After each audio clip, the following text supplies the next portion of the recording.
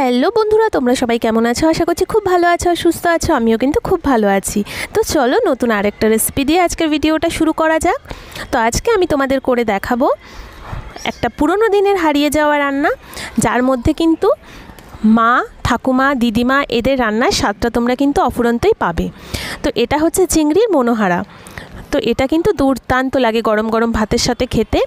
এর যে কি স্বাদ তোমরা না বানালে কিন্তু বুঝতেই পারবে না। আর এটা বানানোও কিন্তু খুব সহজ, খুব অল্প কিছু জিনিস দিয়েই কিন্তু খুব তাড়াতাড়ি তৈরি হয়ে যাওয়া এই চিংড়ির মনোহারা। তো এটা বানাতে কি কি লাগছে চলো দেখিয়ে দিচ্ছি। তো প্রথমেই নিয়ে নিয়েছি আমি 500 গ্রামের মতো চিংড়ি, যেটার আমি দেখো সমস্ত ছিলকাগুলো ছাড়িয়ে নিয়েছি। এবার এটাকে একটু মিক্সিং জারের মধ্যে দিয়ে ভালো করে পেস্ট করে নেব। আর এর পাশাপাশি লাগছে মশলার মধ্যে লঙ্কার গুঁড়ো, জিরের গুঁড়ো, আর লাগছে হলুদ, আর স্বাদ অনুযায়ী লবণ তো লাগবেই। ফোড়নে লাগছে গোটা জিরে, তেজপাতা, আর লাগছে আদা পেস্ট। তো দেখো ব্যাস এই কটা জিনিস দিয়েই কিন্তু তৈরি হয়ে যাচ্ছে আজকে আমার চিংড়ির রেসিপিটা। তো প্রথমে আমি একটা পেস্ট করছি, তার জন্য 1 টেবিল চামচের মতো আদা পেস্ট, 1 চামচের মতো জিরের গুঁড়ো, 1 চামচের মতো লঙ্কার গুঁড়ো, স্বাদ অনুযায়ী দিয়ে দিচ্ছি লবণ, আর দিয়ে দিচ্ছি কিছুটা পরিমাণে হলুদের গুঁড়ো। অল্প করে জল দিয়ে সুন্দর একটা পেস্ট বানিয়ে এটাকে আমি 15 মিনিটের মতো একটু রেস্টে রেখে দেব। আর তোমরা কিন্তু এই রেসিপিটা অবশ্যই করে দেখো।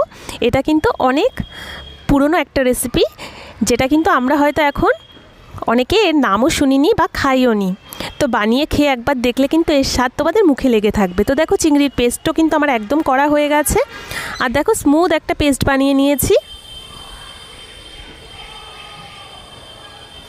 তো এবার পেস্টটাকে একটা বাটির মধ্যে আমি নামিয়ে নিচ্ছি। আর কিছুটা পেস্ট অল্প করেই দেখো আমি আলাদা সরিয়ে রাখছি। তো এবার চিংড়ির পেস্টের মধ্যে দিয়ে দিচ্ছি হলুদের গুঁড়ো, তার সাথে দিয়ে দিচ্ছি স্বাদ অনুযায়ী লবণ, আর দিয়ে দিচ্ছি 2 চামচের মতো কর্নফ্লাওয়ার। তো দিয়ে এটাকে ভালো করে আমি মাখবো, যতক্ষণ না ব্যাটারটা সুন্দরভাবে একটু মাখা মাখা হয়ে যাচ্ছে ততক্ষণ অবধি মাখতে হবে।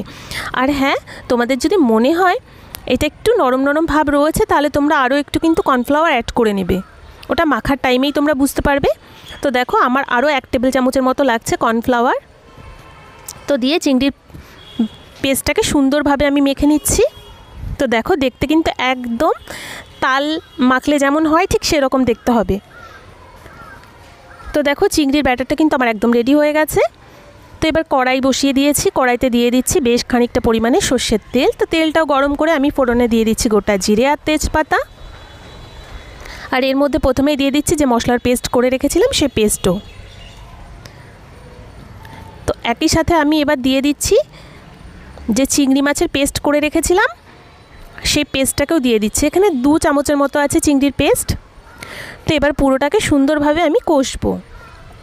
তো মোটামুটি 5 মিনিটের মতো আমার কষতে সময় লাগবে, 4 থেকে 5 মিনিটের মতো। তো পুরোটাকে সুন্দরভাবে মিশিয়ে নেব।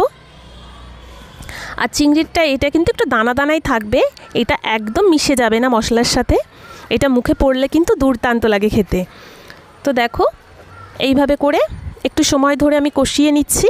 তো দেখো মশলার থেকে কিন্তু তেলও অনেকটা ছেড়ে গেছে।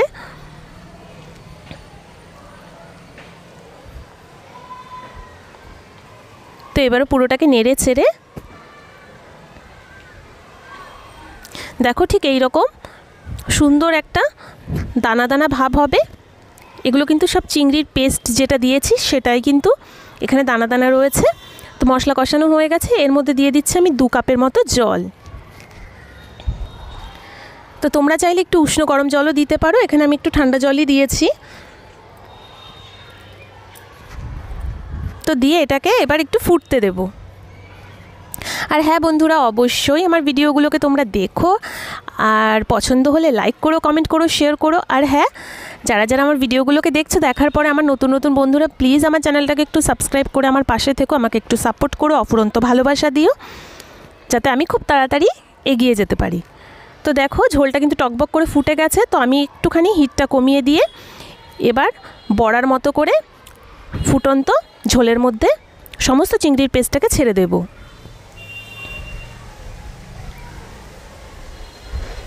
তো এক এক করে দেখো সমস্ত বড়াগুলো কিন্তু আমি ঝোলের মধ্যে ছেড়েও দিয়েছি। এটা কিন্তু একদম অন্যরকম স্টাইলের একটা রান্না।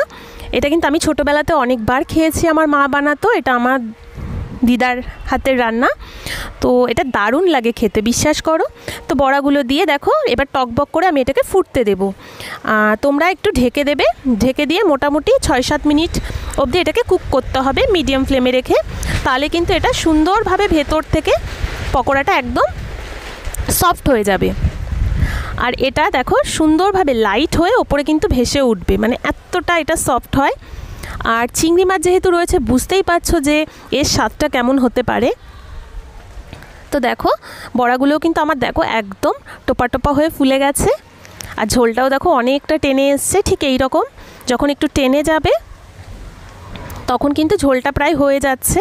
তো নামানোর আগে ব্যাস অল্প করে দিয়ে দিচ্ছি একটু গরম মশলা। তো দিয়ে পুরোটাকে সুন্দর করে আরেকটু মিশিয়ে নেব। এবার ব্যাস গ্যাসটাকে অফ করে এটাকে স্ট্যান্ডিং টাইমে রেখে দিচ্ছি 5 থেকে 10 মিনিটের মতো। নেড়ে চেড়ে এবার একটা পাত্রের মধ্যে নামিয়ে নেব। তো গরম গরম ভাতে আমার এই চিংড়ির মনোহারা পরিবেশনের জন্য একদম রেডি হয়ে গেছে। আর এইভাবে যদি তোমরা গরম ভাতের সাথে কাউকে দিয়ে থাকো তো দেখবে সে কিন্তু একদম ফিদা হয়ে যাবে তোমার উপর। তো অসম্ভব টেস্টি এই চিংড়ির মনোহারা তোমরা কিন্তু অবশ্যই একবার বাড়িতে বানিয়ে দেখো, আমি জানি তোমরা কিন্তু এর ফ্যান হয়ে যাবে। তো একটু টেস্ট করে বলি, দুর্দান্ত সফট হয় কিন্তু এটা, সত্যি অসম্ভব সুন্দর নরম হয় আর খেতেও সেই রকম হয়। তো নতুন নতুন ভিডিওর সাথে আবারও খুব তাড়াতাড়ি দেখা হচ্ছে। তো এখনের জন্য টাটা।